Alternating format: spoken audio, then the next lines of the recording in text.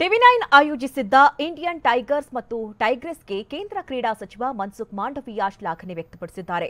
ಯುರೋಪ್ನಲ್ಲಿ ನಡೆದ ಫುಟ್ಬಾಲ್ ಪಂದ್ಯದಲ್ಲಿ ಬಾಲಕರ ತಂಡ ವಿಜಯ ಪತಾಕೆ ಹಾರಿಸಿದೆ. ಹೀಗಾಗಿ ಮನ್ಸುಖ್ ಮಾಂಡವೀಯ ಒಲಿಂಪಿಕ್ಸ್ ತಯಾರಾಗುವಂತೆ ಬೂಸ್ಟ್ ಕೊಟ್ಟಿದ್ದಾರೆ.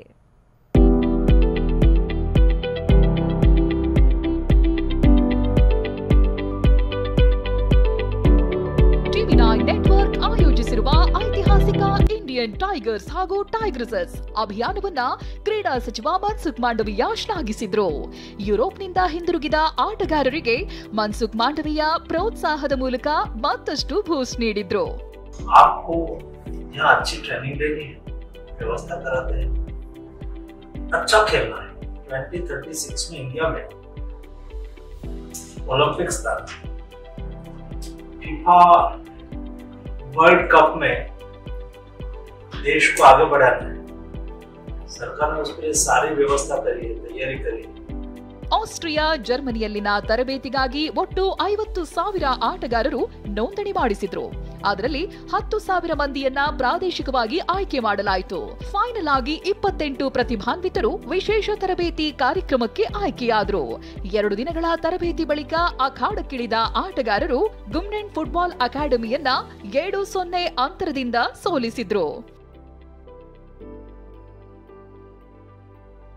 ಇಂಡಿಯನ್ ಟೈಗರ್ಸ್ ಹಾಗೂ ಟೈಗ್ರೆಸಸ್ ಅಭಿಯಾನ ವಿಶ್ವದಲ್ಲೇ ಒಂದು ಐತಿಹಾಸಿಕ ಫುಟ್ಬಾಲ್ ಬೇಟೆಯಾಗಿದೆ.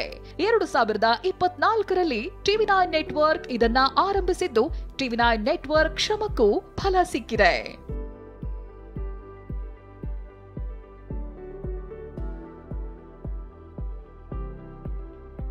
ಮಾರ್ಚ್ 28ರಂದು ನವದೆಹಲಿಯಲ್ಲಿ ನಡೆದ ವಾಟ್ ಇಂಡಿಯಾ ಥಿಂಕ್ಸ್ ಟುಡೇ ಕಾರ್ಯಕ್ರಮದಲ್ಲಿ ಇಂಡಿಯನ್ ಟೈಗರ್ಸ್ ಹಾಗೂ ಟೈಗ್ರೆಸಸ್ ಟೀಮ್ಗಳನ್ನ ಖುದ್ದು ಪ್ರಧಾನಿ ಮೋದಿಯವರೇ ಆಶೀರ್ವದಿಸಿದ್ರು.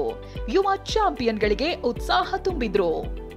मैं टीवी9 को विशेष रूप से बधाई दूंगा, क्योंकि 2 साल के भीतर देख लेना, सभी मीडिया हाउस को यही करना पड़ेगा.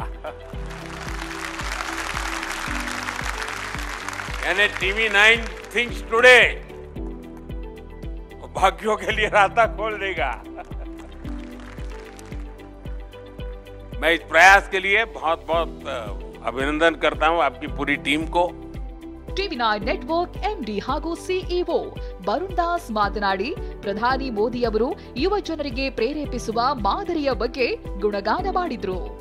The Honorable PM's keynote address live. Our second constituency is the youth. I have observed that whenever the Honorable Prime Minister interacts with the children, there's a unique chemistry at play. That makes me wonder, sir, whether you love the children more or the children love you more.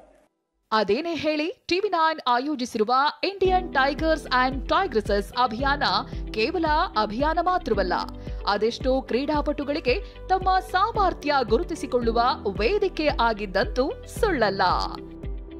Bureau report, ಟಿವಿ9.